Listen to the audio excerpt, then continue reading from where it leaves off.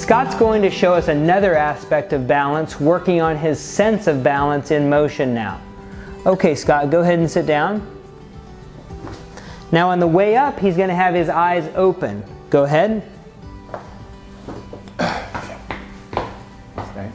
Now he's going to try to close his eyes and sit down slowly. Now we'll do another repetition of the same thing. Eyes open on the way up, and eyes closed on the way down slowly. Good. Let's try one more of those and see how well you can control it. Eyes open on the way up, and eyes closed sitting down slowly on the way down. Great job. Steve's going to demonstrate something that we call agility. Putting your feet exactly where you want them in a confined space. Sometimes agility can require a time constraint as well. What we're going to do is actually a test that we use in physical therapy called the 4-square step test. Steve's going to use it as an exercise now. Go ahead, Steve.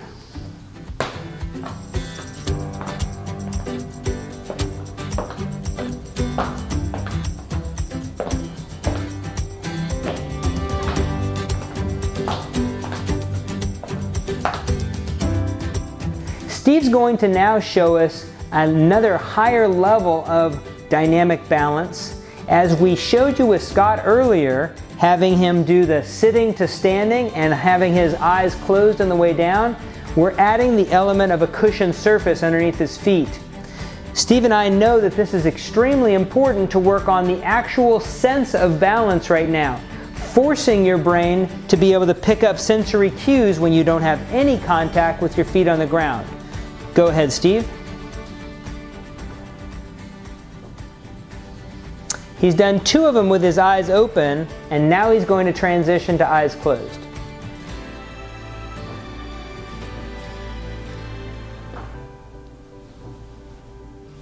That's absolutely fabulous.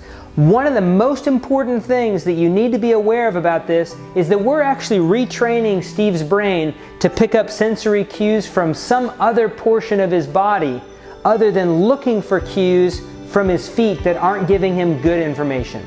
Great job. It's important to understand that balance can be progressed up or down in difficulty in many different ways.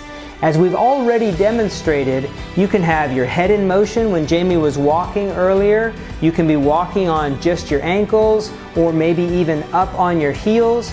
Now we want to show you another way to progress balance that can be done in any expression of balance that we've done, whether it be sitting to standing or just trying to stand still.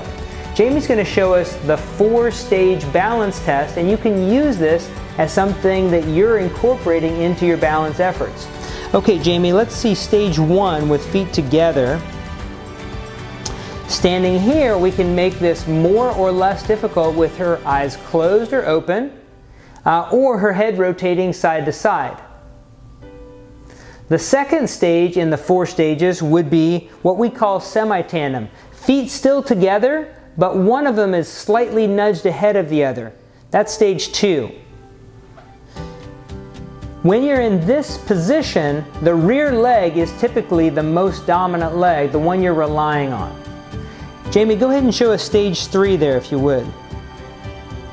Perfect. So now she's standing with her feet lined up, tightrope or tandem. That's stage 3. This is more difficult. Again, the rear leg is the one that's emphasized here. Again, we could make this more difficult by closing her eyes or having her head turned side to side. Finally, we'll show you stage 4 balance. That's just standing on one leg.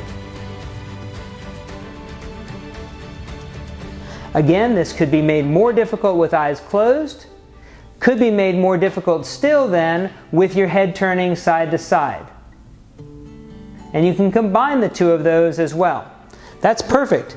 Remember, this is exactly what we want to see. Balance activities, for them to be therapeutic and meaningful for you, need to be challenging. Jamie and I are going to take you through the full progression now for balance to summarize the entire segment on balance. Remember, we talked about either doing balance work on a firm surface or on a cushion surface. Now, the type of cushion that Jamie's on right now is a higher density foam. That's a little bit more challenging than what I've got here. The more the foam surface actually compacts down, the closer your feet get to the ground. This keeps Jamie from being able to use reliable sensation that could be coming up through her feet. So, one progression is the difficulty of surface you're on, firm surface or cushion. We call it compliant surface also. Another progression we talked through was having your feet in different configurations, your base of support. So Jamie's got her feet apart. Then remember, we took her into a position with her feet together. We took her then into a position with her feet just somewhat nudged apart. And then later, which is what she's going to do now, we put her feet lined up. Additionally, we have the opportunity to make balance more or less difficult by closing eyes or opening them. Remember, Jamie also did head rotations side to side.